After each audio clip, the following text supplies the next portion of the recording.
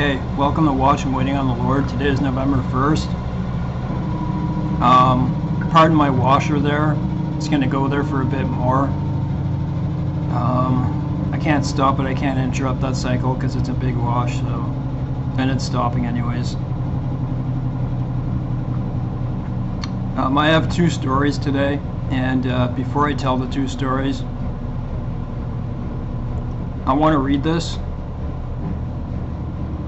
These are verses in the Bible that I think pertains to now, when you see all the bad things happening in the world, and you know, they can be quite stressful.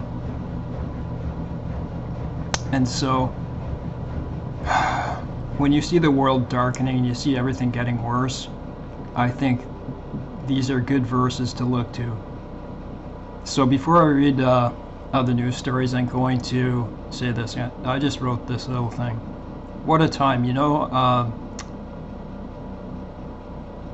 Okay, so I say, you know, the verse in the Bible that God says, you know, doesn't give us a spirit of fear.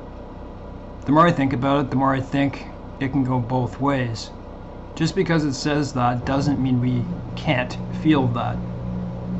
So don't feel that way, because I feel it. So yeah, I don't think it was the intention to make a believer think they're impervious to everything, all fears. Like, you know, one person deals with one thing, another person deals with another. We all feel fear, but the knowledge of prophecy and what's coming puts us at rest more than the next person. How do you think? Okay, so this is what I mean. How about myself? I have multiple intractable pain disorders, the worst in this world, and I take opiates. I need those to survive.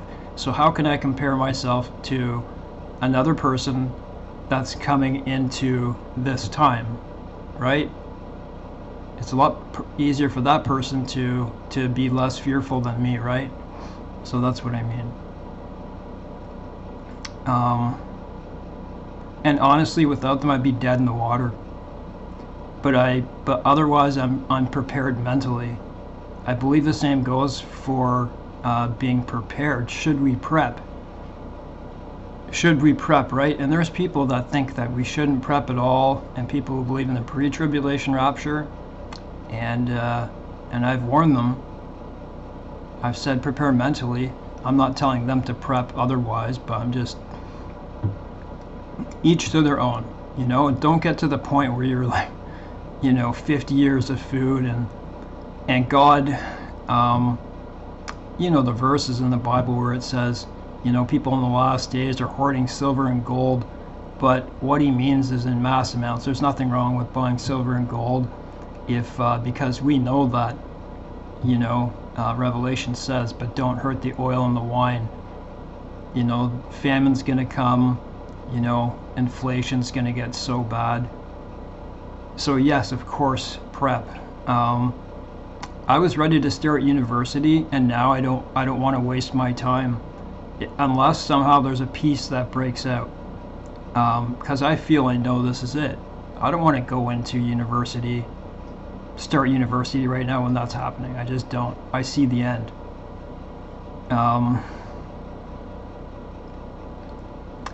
I can't see this surpassing a few years. I just can't. I hear so many people compare what's happening now to World War II, but they're incomparable. We're dealing with nuclear weapons.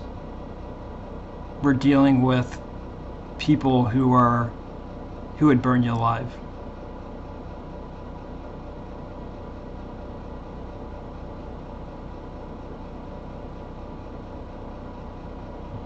Alright, so I'm going to look to some verses right now of God telling us how we will be kept from the hour of temptation, because I believe that's applicable right now.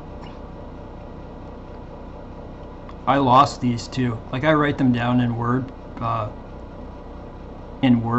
and I lost them yesterday. I don't know how I lost them, but then they just magically reappeared. Sometimes it happens. So Revelations 3 verse 10. Look all these up. Look at those who belong to the synagogue of Satan, who claim to be the Jews but are liars instead. I will make them come and bow down at your feet, and they will know that I love you, because you have kept my command to persevere. I will also keep you from the hour of testing that's about to come upon the whole world, to test those who dwell on the earth. I'm coming soon. Hold fast to what you have, so nobody takes your crown. So that's Revelation 3 verse 10. That was the Berean Standard Bible. Thessalonians 1 verses 9 and 10. For they themselves declare concerning us what matter of entry we had to you, and how you turned to God from idols to serve the living and the true God, and to wait for his Son from heaven, who he raised from the dead, even Jesus, who delivers us from the wrath to come. Another important point is to distinguish wrath from tribulation. We will go through tribulation, but there will come a point where it gets so bad, and that will be God's wrath, and we are kept from that supernaturally, spiritually. Pardon me a sec.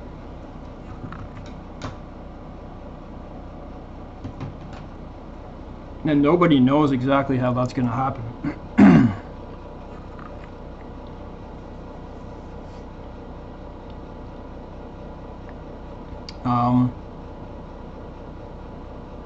I didn't write the person who this was. Oh, this is, okay, so this is Zephaniah 2. A call to repentance. Gather yourselves together. Yes, gather together, O undesirable nation, before the decree is issued, or the day passes like the chaff, before the Lord's fierce anger comes upon you, before the day of the Lord's anger comes upon you. Seek the Lord, all you meek of the earth, who have upheld his justice.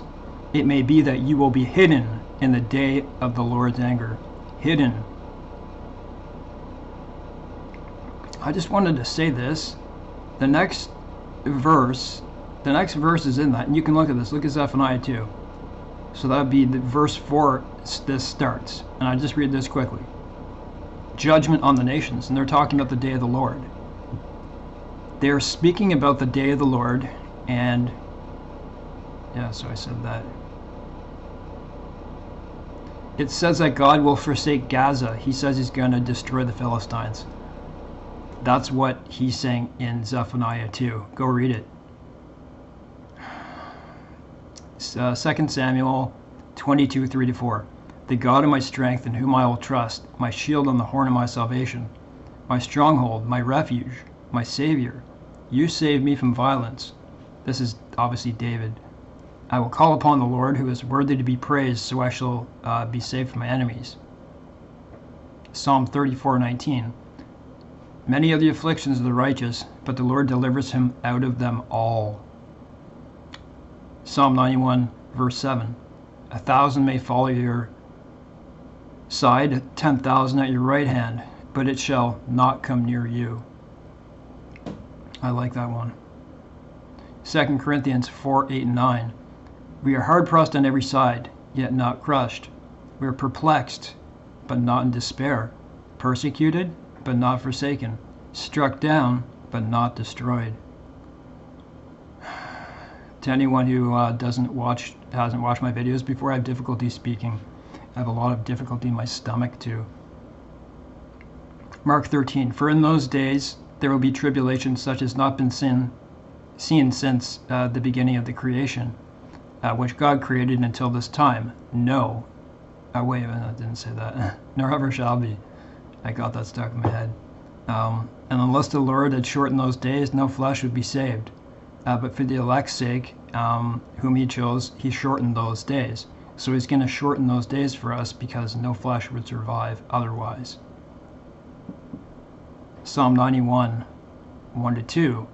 He who dwells in the secret place of the Most High shall abide under the shadow of the Almighty. I will say of the Lord, he is my refuge and my fortress. My God, in him I will trust.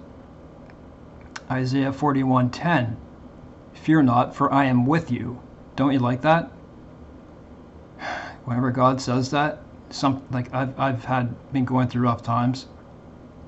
The times that I go through rough times, and whenever I come across a Bible verse where God says, fear not, for I am with you, sometimes I tear up because of that. Fear not, for I am with you. Be not dismayed, for I am your God. I will strengthen you. Yes, I will help you. I will uphold you with my righteous hand. Psalm 27:1. The Lord is my light and my salvation. Whom shall I fear? The Lord is the strength of my life. Of whom shall I be afraid? Psalm 34:19. Many are the afflictions of the righteous, but the Lord delivers them out of them all. Isaiah 43:2. When you pass through the waters, I will be with you, and through the rivers, they shall not overflow you. When you walk through the fire, you shall not be burned, nor shall the flame scorch you. Psalm 118:6. The Lord is on my side, I will not fear. What can man do to me? Fear not what man can do to the body, but fear what hell can do to the body. What is it? The body and the soul. Which would you rather? Go through hell here and take the pain, or go the wrong way and go through that pain and be separated from God forever and go to hell? Pardon me a sec, gonna get some more food on my stomach. I'm getting to my story in a second. There's just a few more here to read.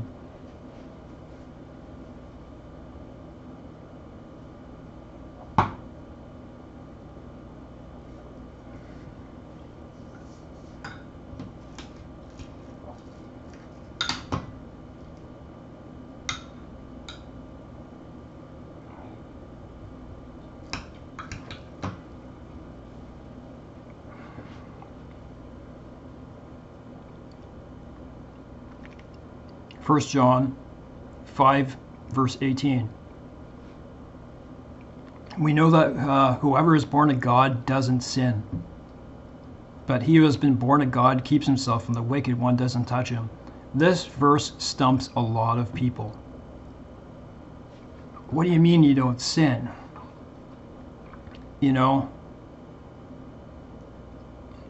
Everyone takes a path, right? And when you first start to become, drawn to God and stuff like that, I see a lot of comments of people, I can't stop sinning, I can't stop sinning. When you see that and you read this verse, I'll read that verse again. We know that whoever is born of God doesn't sin. But he who has been born, does not sin, but he who has been born of God keeps himself, and the wicked one doesn't touch him. It doesn't mean that we don't have bad thoughts and even sin now and again, like, hey, I stub my toe, I say Jesus Christ, like that, right? But you're always really sorry. I think it's about getting to the point where you're born again, because I wasn't born again, but I always believed in God. And yeah, I struggle with sin, absolutely, but I don't feel like I'm like that anymore. I don't feel like I'm like that anymore.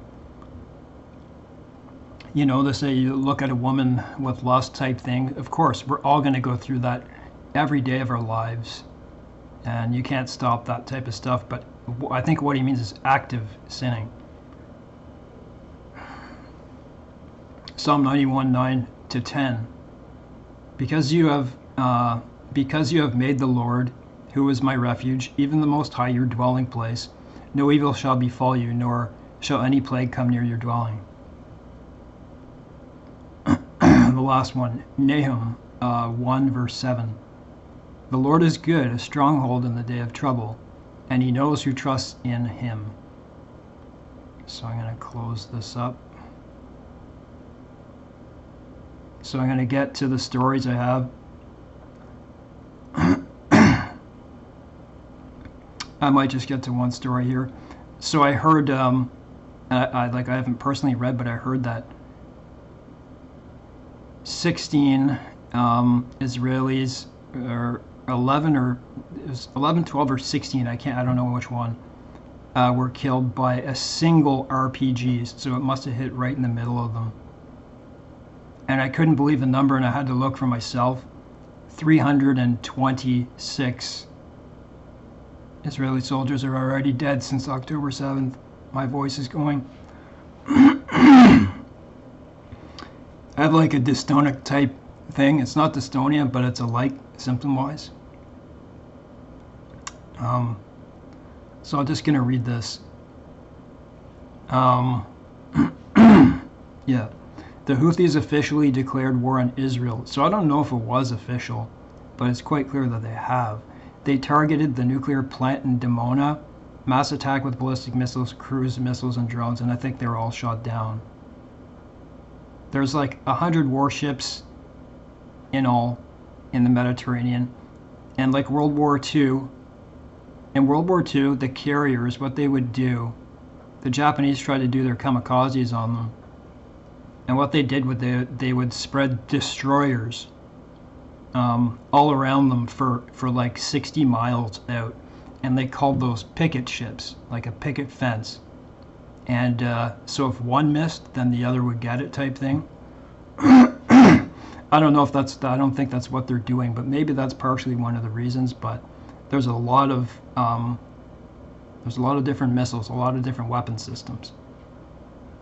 Yemen is the first country to enter the war against Israel. This means that the forces that make up the axis of resistance have been ordered to escalate and gradually enter war with Israel. And I heard that Nasrallah is going to make a speech on Friday from Hezbollah if they don't. They're giving a warning to Israel if they don't stop the war. They're going to come in. Israel has every right. This is what happens in a war when you attack a country. I don't know what else they can do. According to reports, the Shimon Peres Negev, I don't like it either, nuclear research center in Dimona, Israel, was also a target of the Houthis. Fortunately, the missiles never arrived. Okay, so I think this is the Arrow air defense system intercepted a medium ballistic missile over the Red Sea en route to Eilat in southern Israel. This is yesterday's news. This is the first operational use of the Arrow air defense system since the beginning of the war and in March 2017.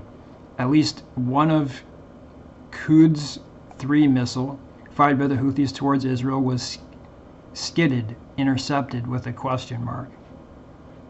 Over Jordan. Images reveal the wreckage of the missile in the southern Mudawara region of Man in Jordan, about 1,500 kilometers away from Yemen. The world is turning on Israel, by the way. Slowly. Houthi involvement is quite serious. Their forces have medium-range two-fan ballistic missiles, Iranian Quds 3, or Quds, it's Quds, with a range of 2,000 kilometers. For this reason, the Saudi army was put on high alert. So this is from X. Israeli combat aircraft and an Arrow 2 anti-ballistic missile were launched earlier in order to intercept a number of hostile drones and a land attack cruise missile which were detected over the Red Sea heading towards southern Israel. This is the first operational use of the what? Oh, that's going to take me to X, so I'm not going to go there. X. X isn't a cult symbol, just so you know that, eh? Everything Elon Musk does calls it X for a reason. The Houthis launched a long-range missile bound Eilat. It's a 1,700 kilometer distance. The missile was intercepted. Earlier, a drone was down. The significance here is enormous, and I don't see this isolated from Lebanon's front or Syria. The Axis decision is to engage gradually. I'll just, these are just people saying the same things. Yemen's Houthi rebels have declared war on Israel on Tuesday, so that's on Halloween, and the situation in the Middle East is escalating dangerously. Specifically, the representative of the army of the country, which is plagued by a multi-year crisis, is that as it's controlled by the Houthis, said the following. Pardon me a second. By the way, the difference between Sunni, I think the difference between these Muslim groups, so you have Sunni and you have excuse me, Shiite. I believe, I may be wrong, that they are, they fight, they have infighting. Like you don't want them to come together, right? But one believes in a royal descent, like it should always descend from a certain family, and the others think it should be elected. So you look at Saudi Arabia, it's like elected. You look at Iran, and it's like royal. I believe that is one of the reasons.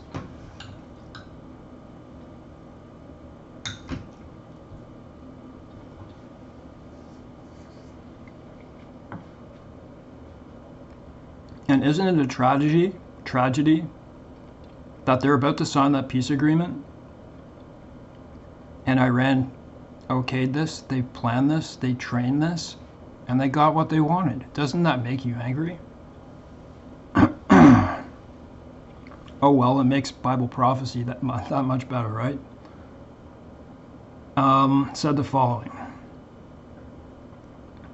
We, out of a sense of religious, moral, humanitarian, and national responsibility in response to the demands of our Yemeni people and the demands of the free peoples, and to provide relief to our oppressed people in Gaza, have deemed it necessary for the Yemeni armed forces to perform their duty, relying on God in victory over the historical oppression of the beloved Palestinian people.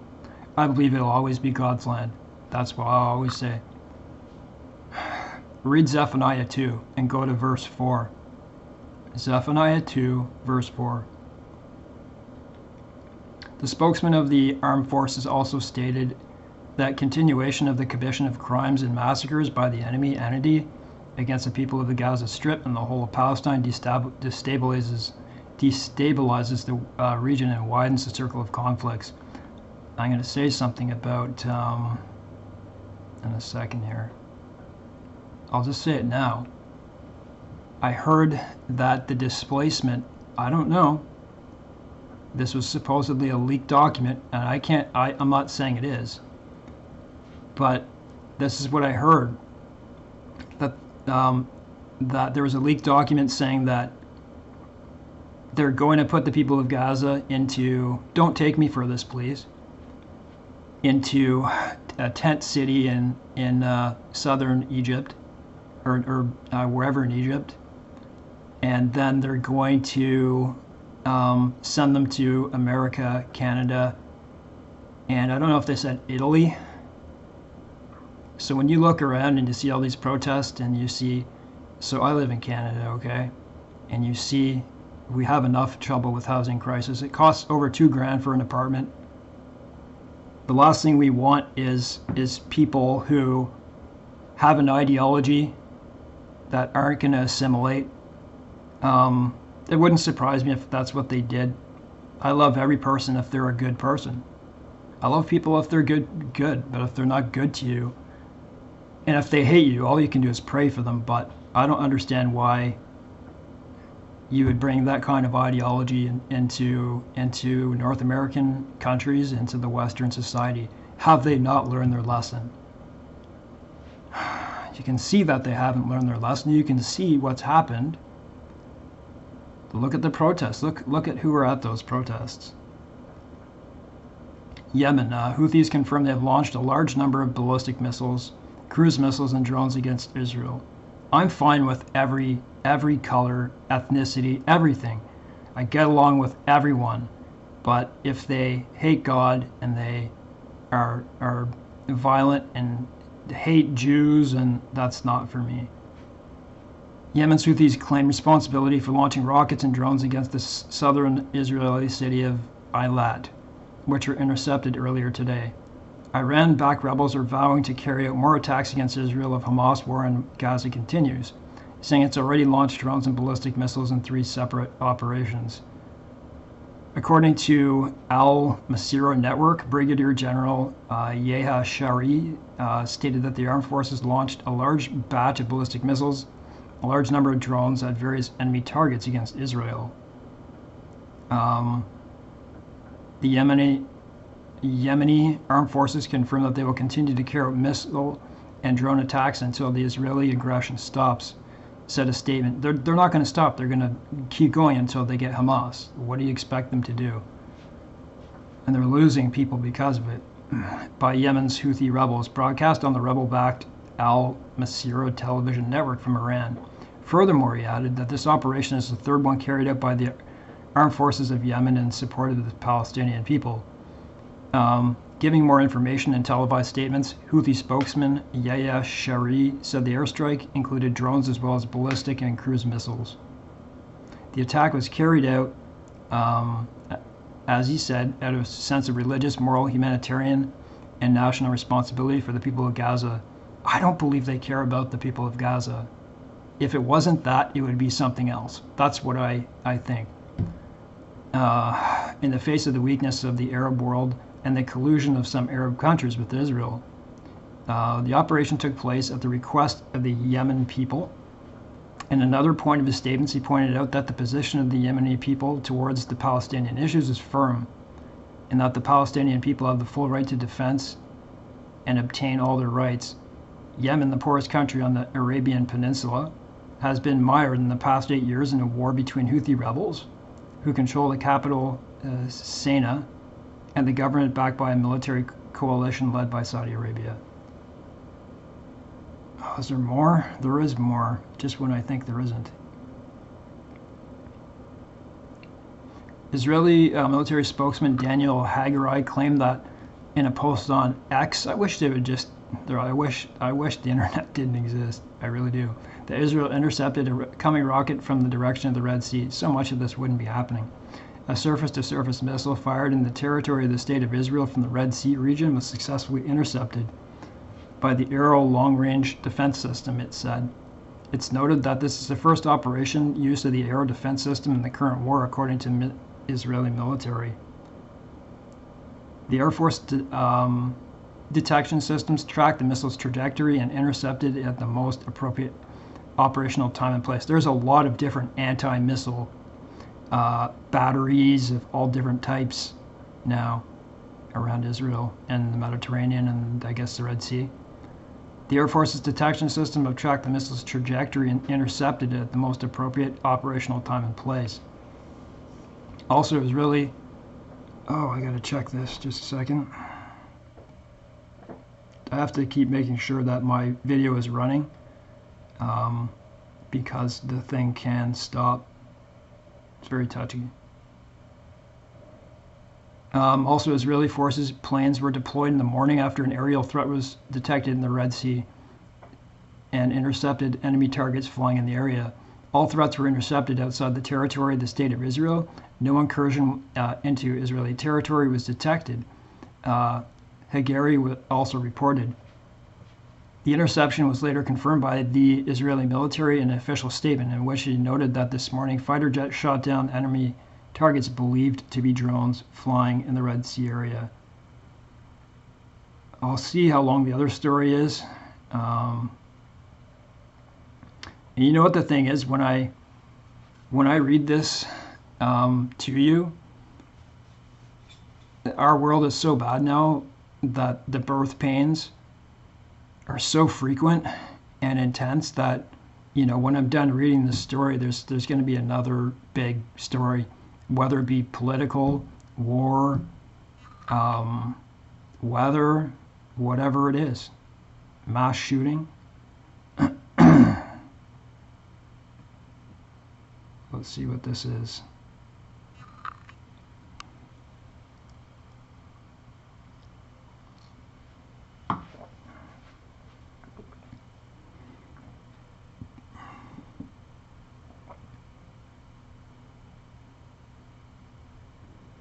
I'll read a bit of it.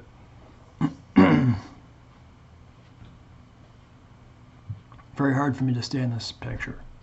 Ending the United States military assistance. I'll leave it anyways in the description box. And I'll also leave those verses. Ending the U.S. military assistance to Azerbaijan immediately. Washington was giving Baku transfer waivers for years to fight terrorism after 9/11. That's no longer necessary, especially now. You know what? I'm going to stop because this is a long thing. I might do another story. I'll look for some up-to-date stories maybe and do another one today. And so,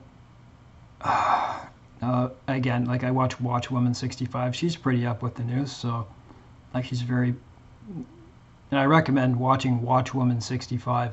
She's very, she gets stories very quickly and does stories a couple or a few times a day. What was I going to say? Yeah, and I heard from her today that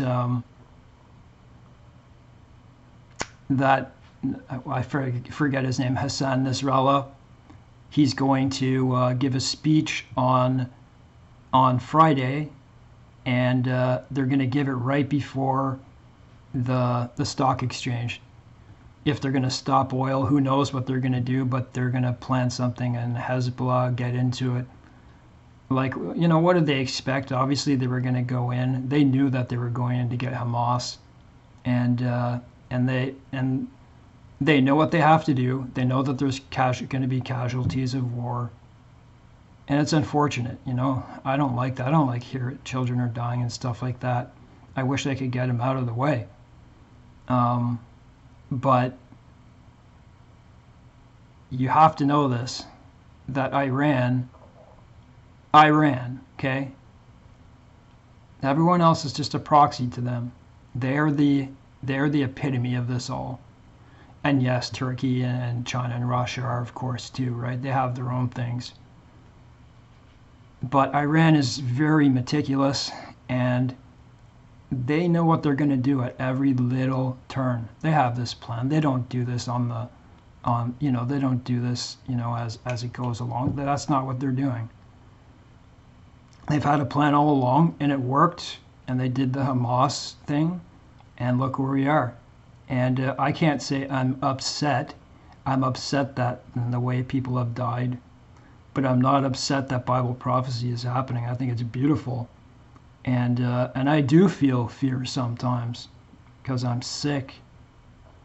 And it's tough to have both of those, but it's also uplifting at the same time. Anyways, God bless everyone. Thanks for watching today. I wish I could have read more, but I had a lot to read before that, so before I did that story.